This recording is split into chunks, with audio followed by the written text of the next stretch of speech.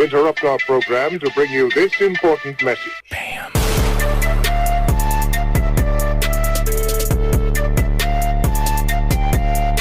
The 18th episode and the season finale of the Quantum Leap Revival series is now upon us. This one's called Judgment Day.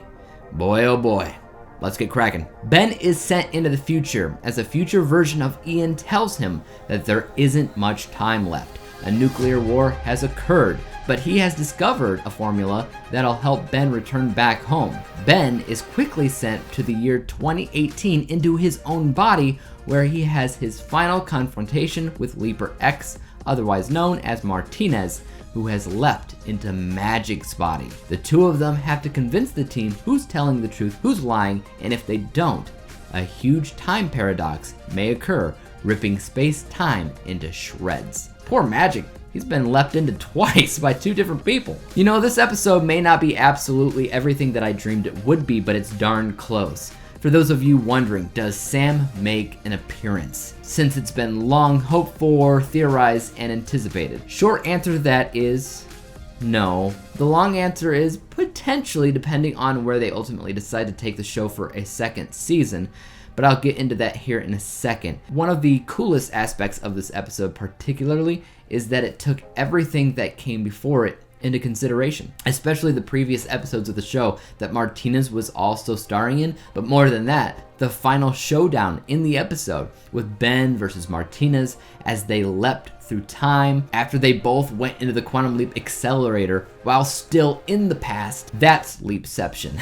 And that was insane. I didn't even know what to expect there, but it was very exciting and it brought back some set pieces that you may remember from the Old West episode, the ship episode, the mental institution episode, and even some of the boxing episode in order for Ben to fight more effectively. It truly felt like a real climax, a true escalation from what we've seen in the past, so that certain episodes felt less filler at this point and more integral overall. I think that it's also important to note some questions left for the future. I figure Ben probably fixed the nuclear war problem, but it still kind of left the question about Ian left wide open. Was that Ian in Ian's body, or was that still Ian leaping into another body and he just saw Ian's true face because that's what you see in the Quantum Leap Accelerator? I actually want to say that was truly Ian because of something that he said, blink and you'll miss it. He said something about leaping into the past to warn Ben, which is something that we knew happened, and then he leapt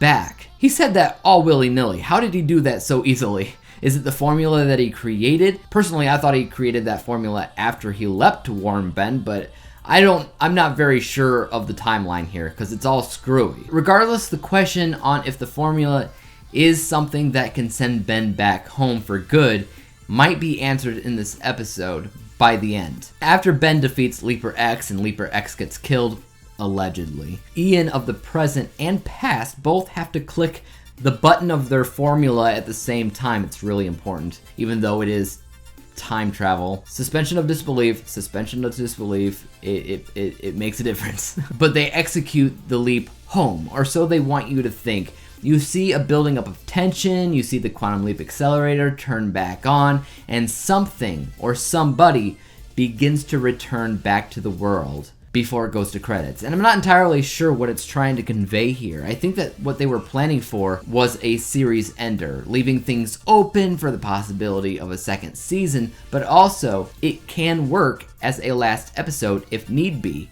as well. But because we never actually see Ben return, we're left wondering at this point, was that actually Ben returning, or could it potentially be Sam? What if, hear me out, what if the Quantum Leap Accelerator shoots back the last person stuck, so Sam comes back instead, leaving Ben leaping once more into the unknown?